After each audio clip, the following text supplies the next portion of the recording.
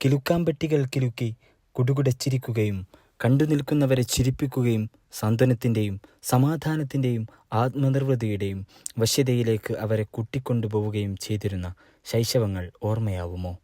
പല വർണ്ണങ്ങളും നാദങ്ങളുമായി കുഞ്ഞുങ്ങളുടെ പഞ്ചേന്ദ്രിയങ്ങളെ ഉത്തേജിപ്പിച്ചിരുന്ന കളിക്കോപ്പുകൾ മൊബൈലുകൾക്ക് വഴിമാറിയപ്പോൾ പുതുതലമുറയ്ക്ക് മൊബൈലിൽ നിന്നും കണ്ണെടുക്കാൻ നേരമില്ലാതെയായി. തിന്നാൻ കൂട്ടാക്കാത്ത കുഞ്ഞിൻ്റെ വയർ അമ്പിളിമാമനെ കാട്ടിക്കൊടുത്തൂട്ടി നിറച്ചിരുന്ന, കരയുന്ന കുഞ്ഞിനെ അമ്പിളിമാമനെ പിടിച്ചു തരാമെന്ന് പറഞ്ഞു കൊതിപ്പിച്ചാശ്വസിപ്പിച്ചിരുന്ന കാലം കഴിഞ്ഞു. അതിനെല്ലാം ഇപ്പോൾ മാതാപിതാക്കൾക്കും നേരമില്ലാതെയായി. അവരെക്കാൾ 2.5 പതിറ്റാണ്ടിലേറെ കഴിഞ്ഞ് പിറന്ന മക്കൾക്ക് അത്രയും നേരമില്ല. എല്ലാം മൊബൈലിലുള്ളപ്പോൾ പ്രകൃതിയിലേക്കിറങ്ങിയും കിന്നാരം പറഞ്ഞും എന്തിന് സമയം കളയണം? മൊബൈൽ ഫോൺ കൊടുക്കുന്നതോടെ കുഞ്ഞിൻ്റെ ഒരുവിധം പ്രശ്നങ്ങൾക്കും പരിഹാരമാവും. അവനെ ഭക്ഷണം കഴിപ്പിക്കാനും ഭീഷണിപ്പെടുത്താനും സന്തോഷിപ്പിക്കാനുമെല്ലാം ആ ഒരൊറ്റ ഉപകരണം മതി എന്ന നിലയിലേക്ക് എത്തിക്കഴിഞ്ഞു. ഇനിയിപ്പോൾ കയ്യിൽ മൊബൈൽ ഫോണുമായി AI മുറിയിലേക്ക് പിറന്നു വീഴുന്ന ഏറ്റവും പുതിയ തലമുറയ്ക്ക് മൊബൈൽ ഫോണും പുത്തൻ സാങ്കേതിക വിദ്യകളും മാത്രം മതിയാവുന്ന കാലത്തേക്കാണ് നാം മിന്നൽ വേഗതയിൽ നീങ്ങിക്കൊണ്ടിരിക്കുന്നത്. AIക്കും മറ്റു സാങ്കേതിക മികവുകൾക്കും നമ്മുടെ മക്കളും കൂടപ്പിറപ്പുകളാകുന്നത് നേട്ടങ്ങളുടെ വലിയ പട്ടിക തന്നെ അവർക്ക് സമ്മാനിച്ചേക്കും. എന്നാൽ അതിലേറെ ദൂരവ്യാപകമായ തിരിച്ചടികൾ അവർക്ക് ഉണ്ടാകാൻ പോകുന്നുവെന്നാണ് പഠനങ്ങൾ പറയുന്നത്.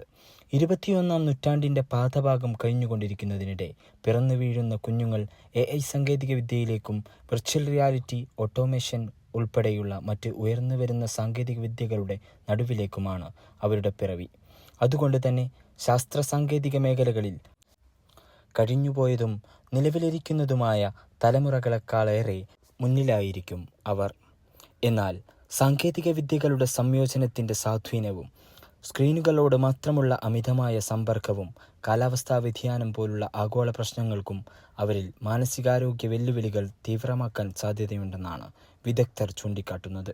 ഇത് ഉത്കണ്ഠ, സാമൂഹിക ഒറ്റപ്പെടൽ, മോശം ആത്മാഭിമാനം എന്നിവയുടെ അപകട സാധ്യതകളിലേക്ക് ഈ തലമുറയെ നയിക്കാനിടയാക്കുമെന്നും വിദഗ്ധർ പറയുന്നു. പറഞ്ഞുവരുന്നത് 2025 തുടങ്ങി 2039 വരെ പിറക്കാൻ പോകുന്ന കുഞ്ഞുങ്ങളെക്കുറിച്ചാണ്. 2013-നും 2024-നും ഇടയിൽ പിറന്നുകഴിഞ്ഞ ആൽഫ എന്ന പേരിൽ അറിയപ്പെടുന്ന തലമുറ ഇവരിൽ നിന്ന് വലിയ വ്യത്യസ്തരല്ലെങ്കിൽ ഇനി പിറക്കാൻ പോകുന്ന തലമുറ അവരെക്കാളേറെ മികവുറ്റവരായിരിക്കുമെന്നതിനൊപ്പം മാനസികാരോഗ്യ വെല്ലുവിളികൾ നേരിടുന്നവർ കൂടിയായിരിക്കുമെന്നും പഠനം ഇരുത്തി ചിന്തിപ്പിക്കേണ്ടതുണ്ട്.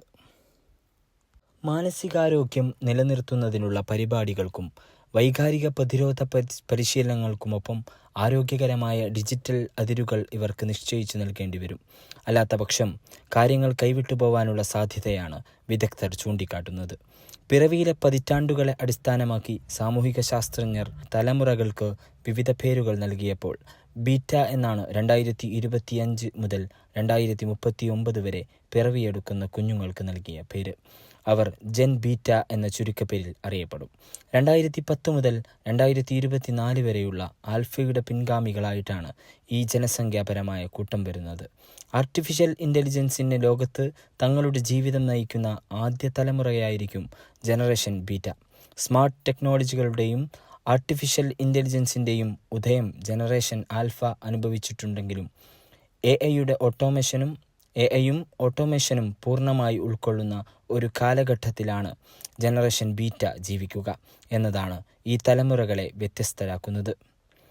സ്വയം ഓടുന്ന വാഹനങ്ങൾ ഉപയോഗിക്കാൻ സാധ്യതയുള്ള ഇവർ വിദ്യാഭ്യാസവും ജോലിസ്ഥലങ്ങളും മുതൽ ആരോഗ്യ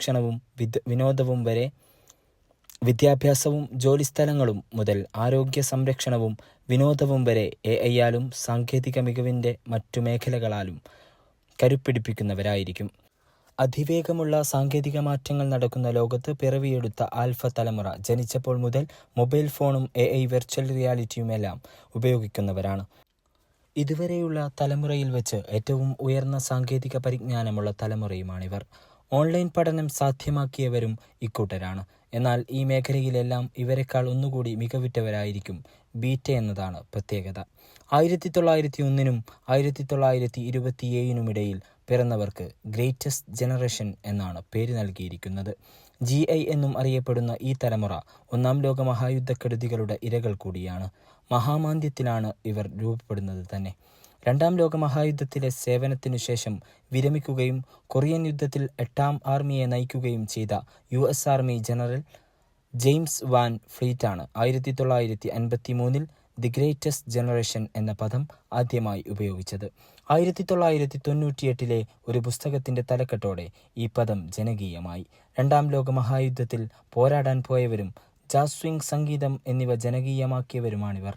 കുടുംബത്തെ വളർത്തുന്നതിനായി കഠിനാധ്വാനം ചെയ്ത ഇവർ ധീരത കാട്ടിയവരും സൈലന്റ് ജനറേഷന്റെയും ബേബി ബൂമറുകളുടെയും മാതാപിതാക്കളുമാണ്.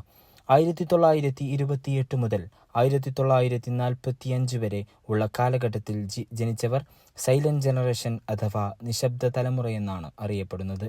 മഹാമാന്ദ്യത്തിന്റെയും രണ്ടാം ലോക മഹായുദ്ധത്തിന്റെയുമെല്ലാം ഇടയിൽ ജീവിച്ച ഈ നിശബ്ദ തലമുറക്ക് ടെക്നോളജിയുമായി വലിയ ബന്ധമൊന്നും ഉണ്ടായിരുന്നില്ല. 1946 മുതൽ 1964 വരെയുള്ള കാലഘട്ടം ബേബി ബൂമേഴ്സിൻ്റെതാണ്. രണ്ടാം ലോക മഹായുദ്ധത്തിനു ശേഷമുള്ള കാലത്താണ് ഇവർ ജനിച്ചത്. വലിയ ജനസംഖ്യാ വർധനവുണ്ടായ ഈ കാലത്ത് സൂചിപ്പിക്കാനാണ് ഈ തലമുറയ്ക്ക് ബേബി ബൂമേഴ്സ് എന്ന പേര് നൽകിയത്. സാമ്പത്തിക കുതിച്ചുചാട്ടമുണ്ടായ കാലമായിരുന്നു എന്നതാണ് ഈ മറ്റൊരു പ്രത്യേകത. ടിവിയുടെ ആവിർഭാവത്തിൻ്റെയും കമ്പ്യൂട്ടർ യുഗത്തിൻ്റെയും തുടക്കത്തിനും ഇവർ സാക്ഷികളായി. 1965 മുതൽ 1980 വരെയുള്ള കാലഘട്ടത്തിൽ ജനിച്ചവർക്ക് ജനറേഷൻ എക്സ് എന്നാണ് പേര് നൽകിയിരിക്കുന്നത്. കമ്പ്യൂട്ടർ, വീഡിയോ ഗെയിം എന്നിവ അനുഭവിച്ച ആദ്യ തലമുറയാണിവർ. 1981 മുതൽ 1996 വരെയുള്ള കാലഘട്ടത്തിൽ ജനിച്ചവരാണ് മില്ലേനിയേഴ്സ്. ജനറേഷൻ വൈ എന്നും ഇവർക്ക് അറിയപ്പെടുന്നു. ഇന്റർനെറ്റിൻ്റെയും സ്മാർട്ട് ഫോണിൻ്റെയും സോഷ്യൽ മീഡിയയുടെയും വളർച്ചയുടെ കാലത്ത് വളർന്നു വന്നവരാണവർ. ഉയർന്ന വിദ്യാഭ്യാസവും സാങ്കേതിക പരിജ്ഞാനവും ഈ തലമുറയെ മുൻ തലമുറകളിൽ നിന്ന് വ്യത്യസ്തരാക്കുന്നു. 1997 മുതൽ 2010 വരെ ജനിച്ചവർ ജനറേഷൻ ഇസഡ് എന്നാണ് അറിയപ്പെടുന്നത്. ജെൻസി എന്നും സെന്റേനിയൽസ് എന്നും അറിയപ്പെടുന്ന ഇവർ ഡിജിറ്റൽ ലോകത്ത് പൂർണ്ണമായും മുഴുകി വളർന്ന ആദ്യ തലമുറയാണ്. സാങ്കേതിക വിദ്യയെ കൂടുതൽ ആശ്രയിക്കാൻ തുടങ്ങിയ ഇവരുടെ കാഴ്ചപ്പാട് ആഗോളതലത്തിലേക്ക് ഉയർന്നുവെന്നതാണ് മറ്റൊരു പ്രത്യേകത. ഇങ്ങനെയെല്ലാം തലമുറകളെ വേർതിരിക്കുകയും പേര് നൽകുകയും ചെയ്തിട്ടുണ്ടെങ്കിലും ഇതിലെ കൃത്യതയിൽ സംശയമുന്നയിക്കുന്നവരുമുണ്ട്. ഒരേ സമയം ജനിക്കുകയും ജീവിക്കുകയും ചെയ്യുന്ന എല്ലാ ആളുകളെയും കൂട്ടായി കണക്കാക്കുന്നതാണ് തലമുറ. എന്നാൽ ഓരോ തലമുറകളുടെയും കൃത്യമായ ടൈം ലൈൻ വേർതിരിക്കൽ അത്ര എളുപ്പമല്ല. ഒരു തലമുറയുടെ ശരാശരി കാലയളവ് സാധാരണയായി ഏകദേശം 20-30 വർഷമായാണ് കണക്കാക്കുന്നത്. ചില തലമുറകളെ ഇതിലും കുറഞ്ഞ കാലയളവിൽ രേഖപ്പെടുത്തിയിട്ടുമുണ്ട്.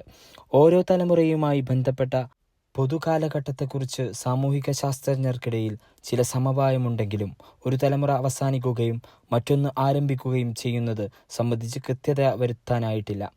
തലമുറകളുടെ ആരംഭ അവസാന തീയതികൾ കൃത്യമല്ലെന്നത് യാഥാർത്ഥ്യമാണെങ്കിലും ജനറേഷൻ ബീറ്റ ഏകദേശം 2039 വരെ ജനിച്ചുകൊണ്ടിരിക്കുന്നവരായിരിക്കും.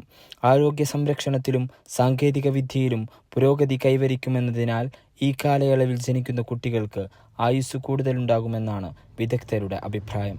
ഇങ്ങനെയൊക്കെയാണെങ്കിലും ഇവരുടെ മാനസികാരോഗ്യത്തെക്കുറിച്ചുള്ള അഭിപ്രായങ്ങൾ അത്ര ശുഭകരമല്ലെന്നത് വരാനിരിക്കുന്ന തലമുറ നേരിടാൻ പോകുന്ന ജീവിത പ്രതിസന്ധിയുടെ ആഴമാണ് അനാവരണം ചെയ്യുന്നത്. കാത്തിരുന്ന് കാണുന്നതിനപ്പുറം പരിഹാരക്രിയകൾ ഇപ്പോഴേ ആരംഭിക്കേണ്ടിയിരിക്കുന്നുവെന്ന് കൂടി ഇത് നമ്മെ ബോധ്യപ്പെടുത്തുന്നു.